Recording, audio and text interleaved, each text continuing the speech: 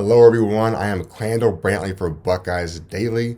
Title contender tried to lure number 4 into the portal, and a lot of veterans had high praise for the freshman.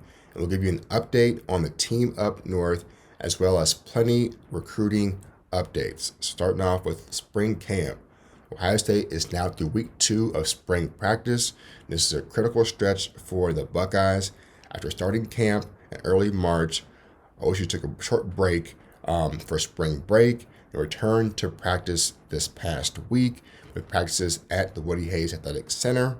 According to Return Sports, practices weren't open to the media, but several key players and coaches spoke, including coordinators Matt Patricia and Arthur Smith, along with receivers coach Cortez Hankton, and players like Jeremiah Smith, Brandon Ennis, Carson Hinsman, and Bama transfer defensive lineman James Smith all shared their early takeaways.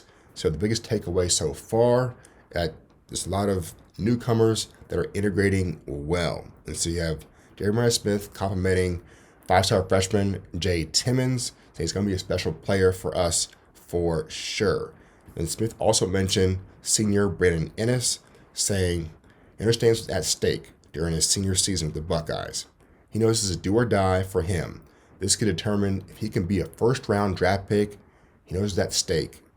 So that's pretty high praise. Expectation-wise for Jeremiah Smith on Brandon Ennis, if he emerges in a first-round pick, this is going to be an historic offense, not just for Ohio State, but for the sport in general. So we'll see how that plays out. A lot of reports mentioned that Brandon Ennis didn't go on a cruise for spring break. Instead, he stuck around and was in the weight room trying to improve. And so that's a good sign if you're hoping for a breakout season for Ennis.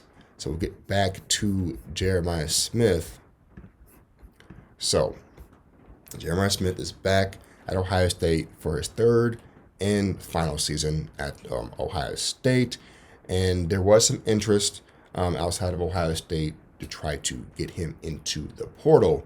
And CBS reported that Miami tried to get Smith to enter the portal. And reflecting on it, Smith said this: "Wasn't surprised. I knew, especially at the end of that game, the Miami game, that a certain program was going to come at me very hard. Not going to say no names. I think everybody here knows who it was. It wasn't going nowhere. It wasn't going anywhere." So the Hollywood, Florida native already has cemented himself as a legend and an all-time great at Ohio State. In just 2 seasons, is over 2,500 receiving yards, 6th in program history, along with 163 catches and 27 touchdowns. His size, speed, and precise route running makes him a focal point of the Buckeyes offense and a likely top 5 NFL draft pick in 2027. To a quarterback, Julian Sayin, who's already a Heisman finalist, he's back. Smith is going to be poised for another 1,000-yard receiving year, maybe 1,500. That's a legit chance for him. And so with that, is a chance to go out as a national champion with 2 national titles, and this make Ohio State's offense the most dangerous in the country. And so with that, Miami, no surprise there. That is his hometown team. He knows most of the team already from years back, probably from Biddy League. And so Miami's been known to throw a bag in the portal. Who was it? Carson Beck, and then Darian Mensah this time around. And so, yeah, of course they're going to go over Jeremiah Smith. And they probably would have had Jeremiah Smith and Ennis if they were a title contender when those guys were in high school, considering that Ennis and Smith are South Florida natives, but instead they are Buckeyes, and I'm glad that they did not leave to go to Miami that season. But that's not over. They could get a rematch next year and play Miami, and he can beat them in his last year as a Buckeye. And so for Jeremiah Smith, reputation-wise, his third season, Julian Sand is back. He's going to be that much better. And I think that we should all appreciate having these two as a combo, because it might not happen ever again to have a receiver this good at Ohio State. I know they get 5 stars every year, but Jeremiah Smith is different. And along with Julian Sand only being a Heisman finalist, it's going to be a special year for the Buckeyes passing the ball.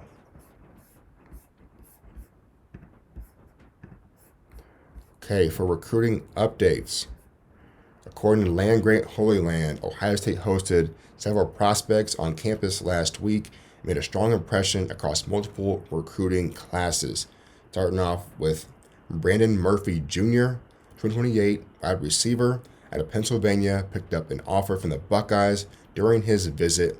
Murphy is 6 foot 175 and now holds nearly 20 Division I offers with programs like Florida State and Miami already in the mix. Another key name, George Parkinson IV, top 100 edge rusher for 2028.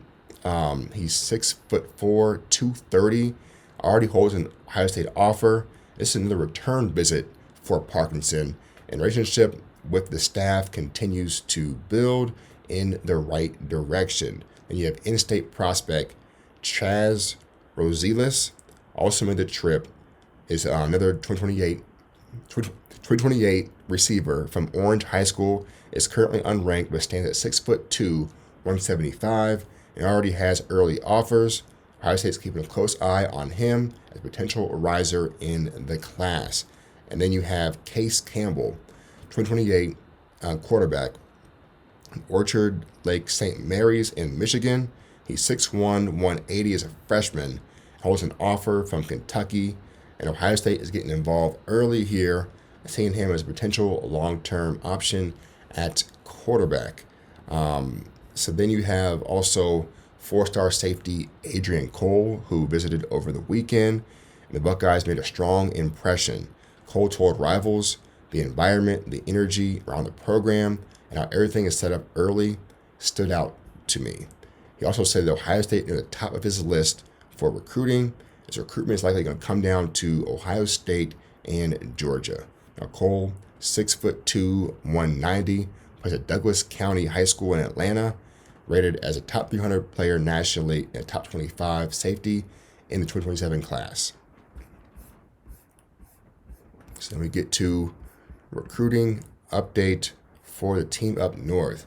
According to SI.com, Michigan is starting to build a serious momentum in the 27 recruiting cycle. Over the past week, Wolverines picked up 3 new commitments, including 4-star offensive tackle Sidney Rulo, bringing their total to 6 commitments in the class. Right now, Michigan sits at number 16 nationally. It's closing in on a top 15 class. Using the composite rankings, here's how their top recruits stack up. You got edge Ricardo Kitchen, number 113 overall. Then you got Rulo, number 377 overall. And safety Daryl Madison comes in at number 410. Then you have more that are in the top 1,000 for them. So Michigan's done a good job at getting some good in-state recruits, while also winning some key recruiting battles in Texas. And they're also in the mix for top targets like 5-star receiver Dakota Garant, and defensive lineman Marcus Fakatau, who's also OSU target, while also prioritizing quarterback Dane Weber. So look, Michigan class not threatening Ohio State for number 1, but Michigan does have a real chance to finish in the top 15 for their class, and that's a good enough start to compete in the Big Ten with all their transfers for Utah. And for Kyle Whittingham, that's a good start for him as head coach at Michigan, because he didn't have top 15 classes at Utah and still managed to win at least a couple Pac-12 titles. So this is something that Michigan could build on.